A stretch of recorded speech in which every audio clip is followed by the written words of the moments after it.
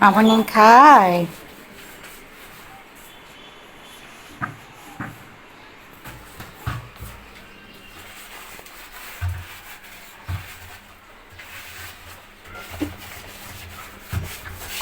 ধোয়া ধুই কমপ্লিট না? এটা কি গাত পড়ছে না? পানি শ্যাওলা পড়ে গেছে, সবুজ হয়ে গেছে। ভালো করে করতে হবে, আস্তে আস্তে করো।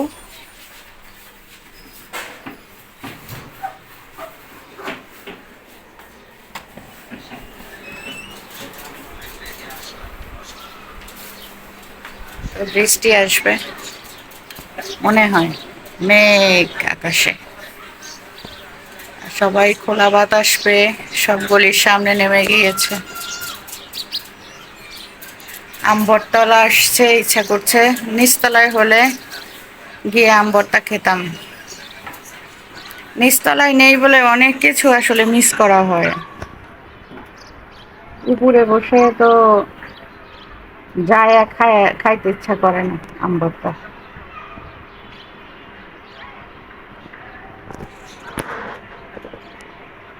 তো দেখো কি উঁচু নিচু ফারাক এখানে, কিন্তু এই যে নিচে বসতি আর উপরে দেখো বহুতলা। মানে একটা ভারসাম্য বজায় রেখেছে মনে হয়, যেন এই নিচের তৃণমূল পর্যায়ের মানুষ আর কি। একদিকে উঁচু উঁচু পাহাড় সমান মানুষ বসবাস করে, আর একদিকে তৃণমূল পর্যায়ের মানুষ বসবাস করে। একই ঢাকা, একই জায়গা,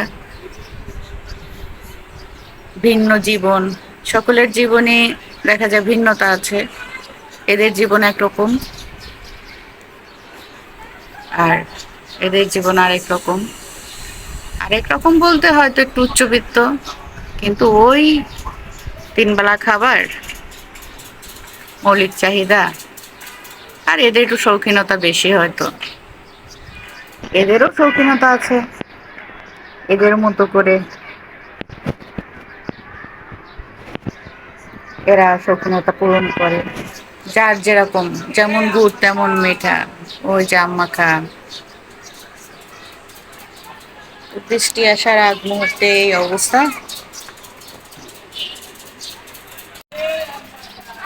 তো বৃষ্টি হবে, এই জন্য একটু বেলকুনিতে দাঁড়ালাম, ঠান্ডা হাওয়া দিচ্ছে। তো ব্যালকনিতে আসলেই তো জানো যে এই যে উঠবে কোলে, কোলে উঠে আমার সাথে সেও ব্যালকনির মানে আশেপাশের প্রাকৃতিক সৌন্দর্য উপভোগ করবো। ওই দেখো কোথায় যেন বিড়াল ডাকছে, সেগুলো শুনছে।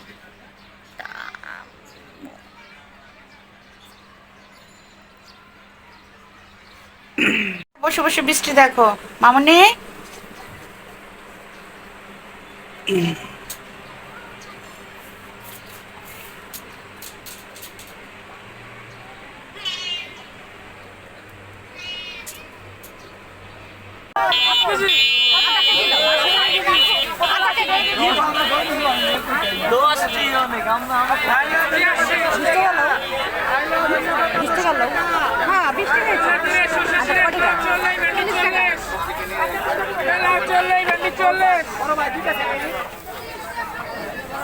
তো এখানে চলে আসলাম বন্ধুরা সন্ধ্যায় বাজারে।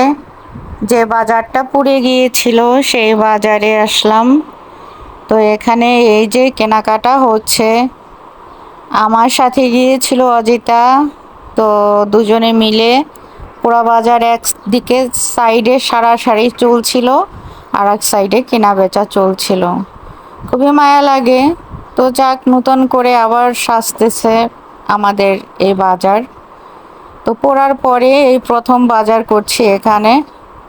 তো যা যা দরকার সেগুলো নিয়ে দেন হচ্ছে যে চলে আসলাম বাসায়। তো বাজারে যেটা হয় যে আজকে শুধুমাত্র সবজির জন্য গিয়েছিলাম। এর আগে গিয়েছিলাম মুদি সদায়, মানে 3টা জায়গায়। 15 নম্বরে গিয়েছিলাম ওখানে মুদি সদাই আনতে। রায়ের বাজার যে বাজার, ওখানে মাছ টাছ মাংস মাংস কিনে হয়নি, মাছ কিনেছি, মিষ্টি আলু কিনেছি, বিস্কিট কিনেছি, চানাচুর কিনেছি। এগুলো রায়ের বাজার থেকে কিনে দেন হচ্ছে যে এই বাজারে চলে আসলাম শুধুমাত্র সবজি আলু এগুলো কেনার জন্য। তো আজকে আল্লাহ হাফিজ।